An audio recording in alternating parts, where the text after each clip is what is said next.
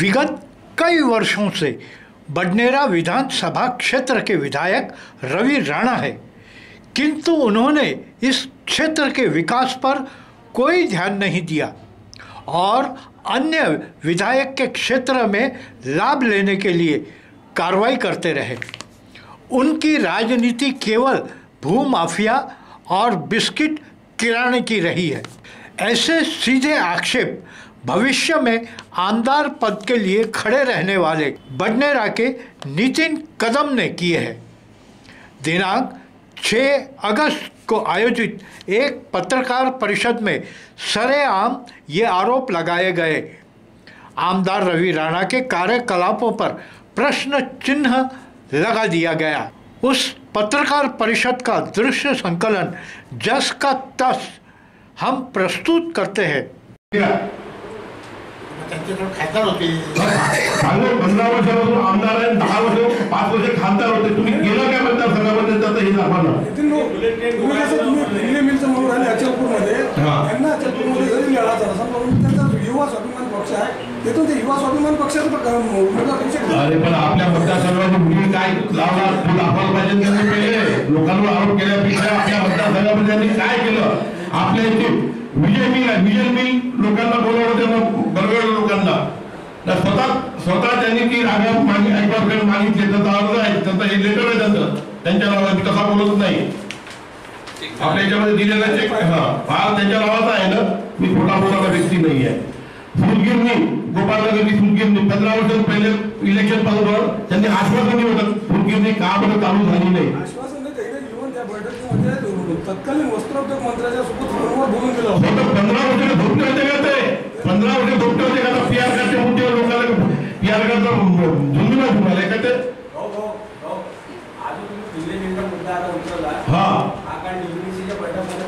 परवाच्या दिवशी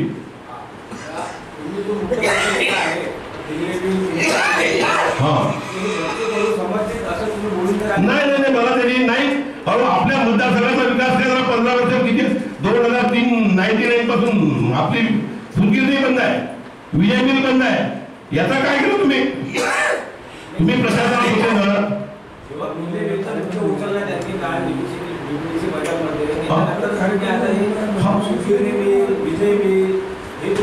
मी म्हणून तर म्हणून आलो दादा। पहिले तुम्ही विकास कामाच्या याच्यात आणि बडनेरा मतदारसंघाच्या याच्यात तुम्ही केस घेतली, नाही मुद्दा तर अनेक दिवसापासून होता। या त्याला थोडा टाइम यायचा होता ना। त्यालाच प्रश्न पकडून एक प्रश्न आहे, आता नेमकं 1 महिन्यामध्ये इलेक्शन लागणार आहे, बरोबर आहे, आणि त्या इलेक्शनला पुढे जाण्याच्या पुढे आपण ह्या ज्या गोष्टी आहेत ह्या पुढे काढत आहे, ह्या निवडणुकीसाठी आहेत का? अरे निवडणुकीला लोकांचा जीवन मरणाचा प्रश्न आहे, निवडणुकीसाठी नाही दादा। या आता लोक आमच्याजवळ येऊन आले, सांगून आले आम्हाला, दादा आमचा हा प्रॉब्लेम आहे, आमचा हा प्रॉब्लेम आहे। ते आम्ही बोलून आलो, आम्ही जनतेचा आवाज हे बोलून आलो। आपल्या बाजूने जे बसलेले आहेत त्यांचा प्रश्न पुष्कळ वर्षापासूनचा आहे, बरोबर। त्यांची पत्रकार परिषद लोकसभेच्या निवडणुकीच्या पहिले का बरं नाही घेतली? मग लोकसभेचं आमचं नातच काय होतं? लोकसभा एक विषय सांगून तेव्हा का बरं नाही घेतली?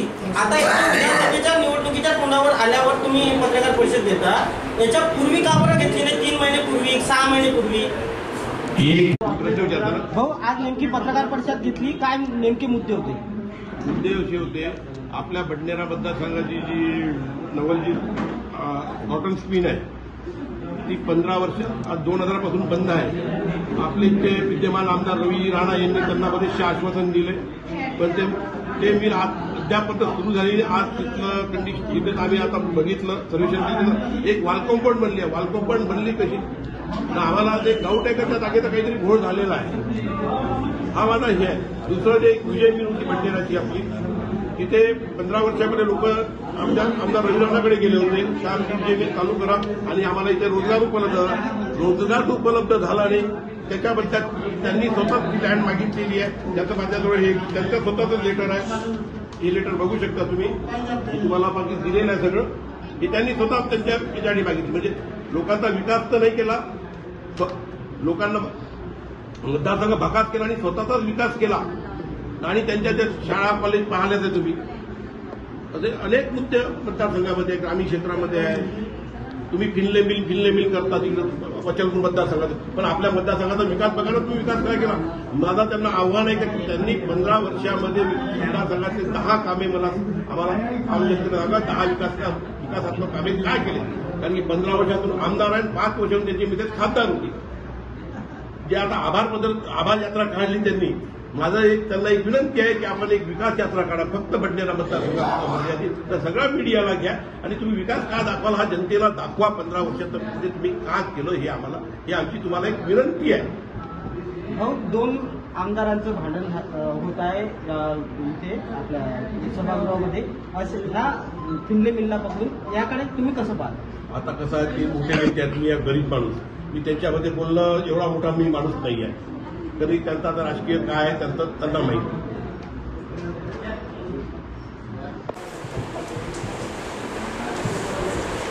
नमस्कार.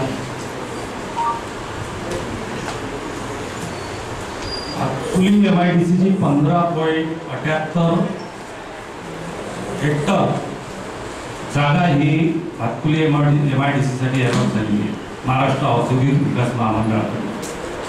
त्या संदर्भात 23 प्लॉट अलॉट झालेले आहेत आणि ही अधिकृत बातमी आहे की महाराष्ट्र औद्योगिक विकास महामंडळाने 65 एकर जागा भातकुली तालुक्यासाठी रिझर्व्ह करून ठेवलेली. 65 एकर जागा. पहिली 35 वर्षापूर्वीची गोष्ट आहे, आजची नाही. आणि ही बातमी जी आहे ही अधिकृत बातमी आहे. लोकमतला 16 एप्रिल 2020 या संदर्भात एक बातमी लागली होती. तुम्ही सत्यता पडताळून बघून घेऊ शकता. आणि या 23 प्लॉट मधले आता मी रात्री एक ऑनलाईन चेक केलेला आहे, एकही प्लॉट म्हणजे आता आपल्याला घेण्यासाठी नाही आहे. सर्व प्लॉट रिझर्व्ह झालेले आहेत आणि ते प्लॉट कुणाला दिले हे गुलदस्त्यात आहे. समाचार संकलन अशोक भाई जोशी.